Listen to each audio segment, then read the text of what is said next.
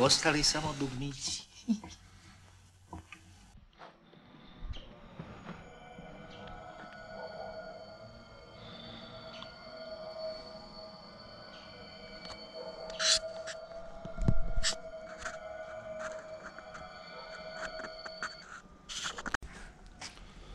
Pozdrav svima, dobrodošli na moj kanal.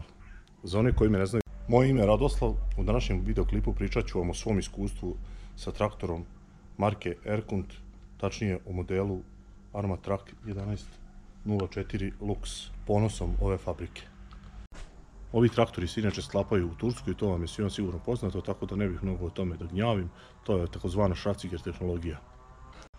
Inače, ovaj traktor sam kupio pre godinu dana i za to vreme sam napravio 366 radnih sati, što možete sada vidjeti.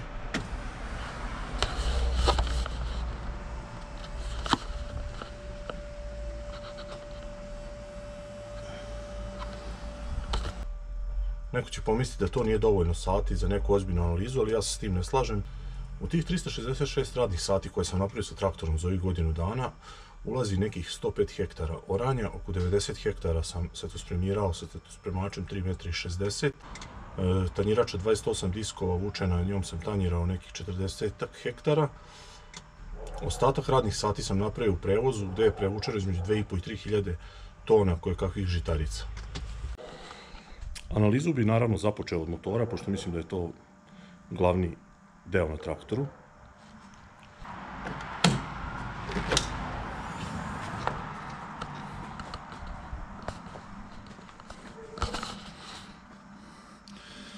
Kao što je poznato, u ovaj traktor je ugrađen Perkinsov motor. Potrošnja i težim radovima kao što su oranje, setospremiranje i tanjiranje je bilo oko 15 litara, tako da je to neki standard za ove motore koji se također ugrađuju i drugi traktori, ali to vam je vjerovatno svima već poznato. I ja sam možda očekivao neku malo manju potrošnju za nekih 10%, ali nažalost nisam uspeo. Traktor je prilično lak za održavanje.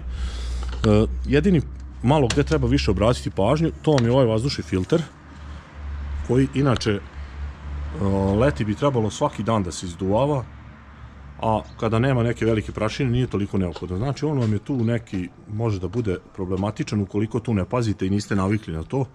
Vazdušni filter mora redovno da se izduvava. Gorivo naravno, kako sam čuo od servisera, mora da se sipa kvalitetno zbog pumpe koja je prilično osetljiva.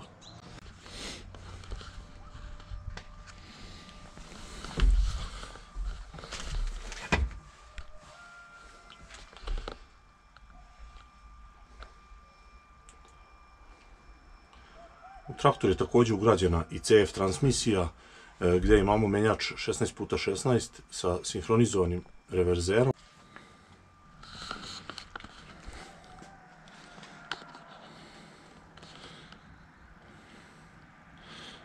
Za hidrauliku se naravno pobrinuo Bosch. Imamo tu ojačane klipove, kao što vidite. Hidraulika je vrlo snažna, podizna moć oko 5 tona. Na traktoru imamo hidraulični toplink kao i hidrauličnu desnu poteznicu. U standardnu opremu spada i automatska kuka koja je turske proizvodnje. Na traktoru naravno imamo spoljne komande hidraulika i kardana. Znači što se tiče upravljanja, to sam već rekao, volan naravno možete da podešavate kako vam odgovara, vrlo jednostavno, i kod izlaženja ako je neko ovako malo gabaritniji kao ja. Što se tiče kočnica i kočenja, tu sam izuzetno zadovoljan.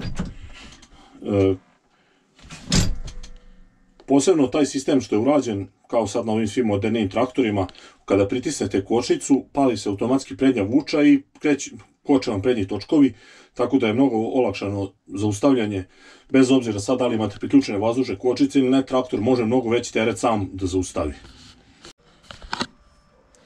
Jedna od jako čudnih stvari na ovom traktoru što me iznenadilo je rezervoar koji samo ima 110 litara i praktično niste u stanju više od 7,5-8 sati da provedete na poslu. Zašto je to tako, nemam pojma. Nisam zadovoljan, ako moram da nosim gorivo ili tako nešto, to nisam na to navikao i prosto mi je čudno. Evo naravno, evo ovdje sad ovaj ublaživač udara, što sam rekao, za suspenziju kabine, izvanredna stvar. Sedište u kabini naravno postoji vazdušno, ja sam uzeo ovo obično Erkuntovo i mogu kazati da sam zadovoljan i sa njim. Vrlo je udobno, podešava se po dužini, po dubini, po težini, sva moguća podešavanja imate. Jedinu manu ima, evo sada ću vam pokazati, znači ukoliko imate naviku da pri vožnji držite ruku, uhvatite za ručicu. Ukoliko niste dobro podesili težinu vašu na sedištu, sedište će propasti i uhvatit će vam ovde ova ivica plastike prste i to treba paziti, meni se 2 puta desilo, izgulio sam kožu na rukama.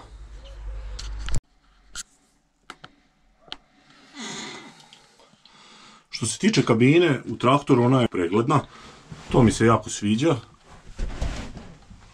kao što možete vidjeti.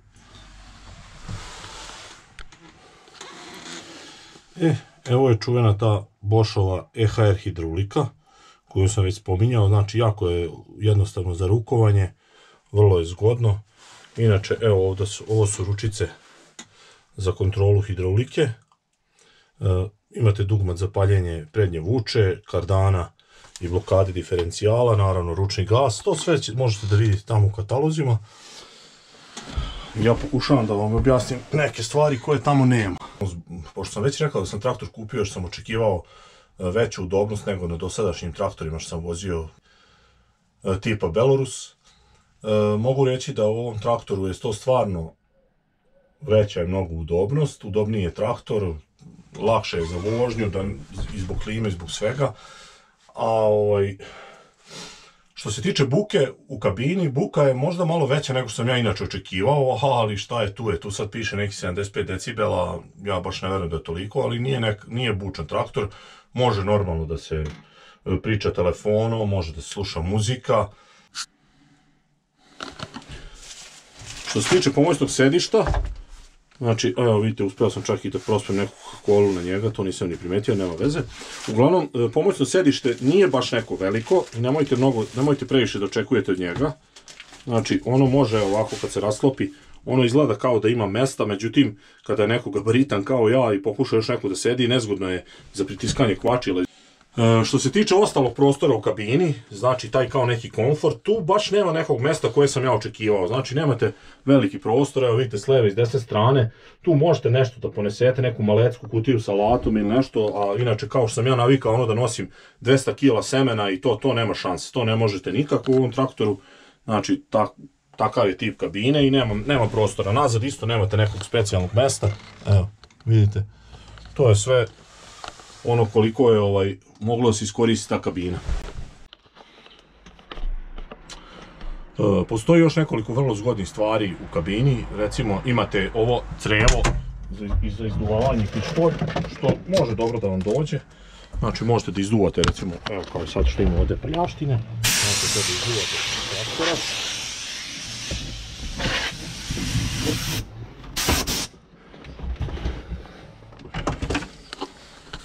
A inače to i dobro dođe kada treba da se izduva onaj filter napred koji sam već pokazao, znači to je vrlo bitna stvar i dobro će vam poslužiti na njivi.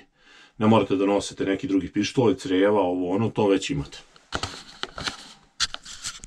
Što se tiče noćnog rada i osvjetljenja, mogu vam reći da sam tu jako zadovoljan. Traktor ima izvanredna svetla, vrlo se jednostavno uključuju, ovdje imate ručarno, a ovdje imate na ovom panelu, uključuju se, znači ovdje imate gdje se uključuju svetla, radna, uključuje se brisači, uključuje se sva 4 žmigavca i uključuje se naravno rotacija, tako da je jednostavno za rukovanje. Evo sad ćete vidjeti kako funkcioniše hidraulični topling. Vrlo jednostavno vidite, znači za kačenje pluga, za kačenje bilo kakve priključne mašine vrlo jednostavno. Znači evo sad ću vidite kako hidraulik, vrlo jednostavno, samo kliknete, hidraulik, poluge se podižu. Vrlo jednostavno, znači ostavite stop, gore, znači namestite, evo sad ako hoćete na primjer tu desnu polugu da mrdate, evo vidite kako se ona spušta, evo.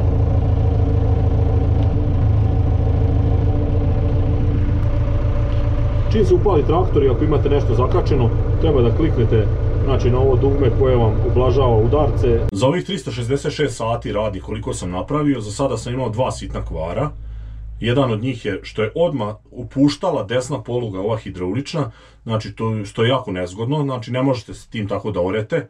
Stalno vam se plug okreće na desnu stranu, znači to sam odmah imao problem i imao sam problem što mi se sajlica odvrlo za kontrolu zelene ručice hidraulike. To mi se desilo za vreme oranja i nisam mogao da okrećem plug, ali sam prebacio naravno na druge priključke i to je sve funkcionisalo. Servis je reagovao odmah za obe stvari, ne mogu da kažem, doneli su mi odmah sutra dan desnu polugu, hidrauličnu i zamenili na licu mesta, tako da je to funkcionisalo. Što se tiče saja ili probleme sa ručicom, to su došli za 2-3 dana, ali sam ja i rekao da mi nije hitno, pošto sam mogao da koristim traktor. Servis generalno sam jako zadovoljan kako funkcioniše.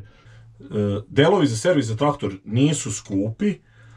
Malo tu je sad čudno što se menja recimo filter ulja hidraulike na 100 sati, posebno drugih 100 sati. Ajde, na prvih 100 sati što se menja moguće je da bude na primjer nekih opiljaka ili nemam pojma šta, ali ovo mi nema smisla da se predupede neke tako gluposti, tako da verovatno se zbog toga to radi.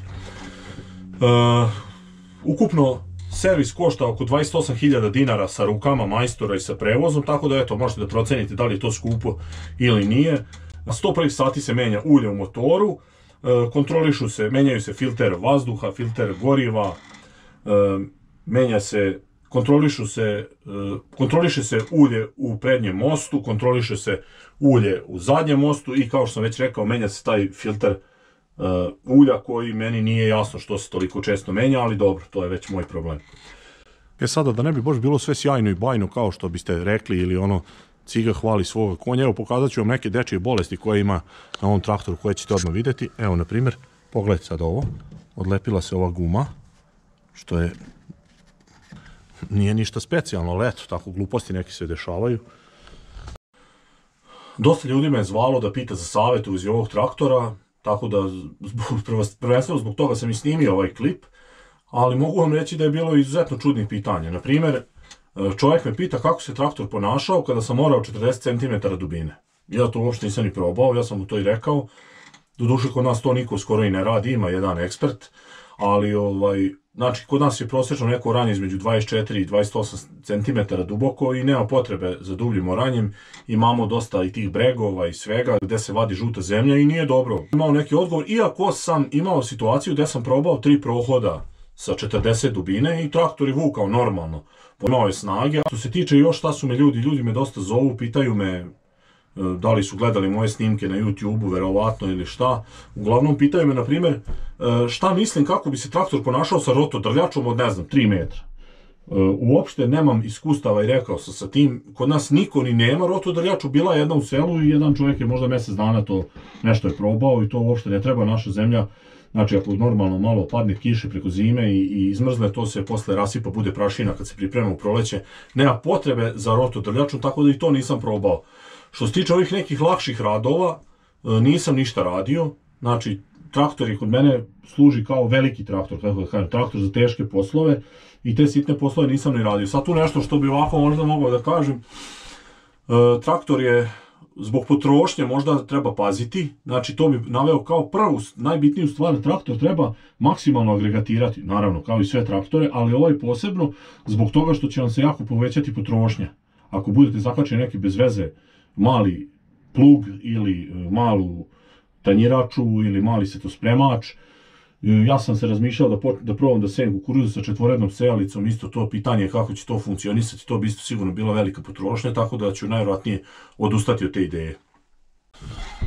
Mnogi su me pitali da uporedim ovaj traktor, na primjer, sa, ne znam, Rusom 892, sa, ne znam, Rusom 105-icom. Ja sam nešto slično uradio na Polju Info forumu, ali ne bih to baš bilo dobro, jer niti su ista kategorija traktora, ništa, znači tako da to poređenje možda baš nije u redu. Tako da to nisam hteo da radim, znači traktor sam ocenjivao kao sam za sebe, bez obzira, bez poređenja s drugim traktorima. Šta ja pričam?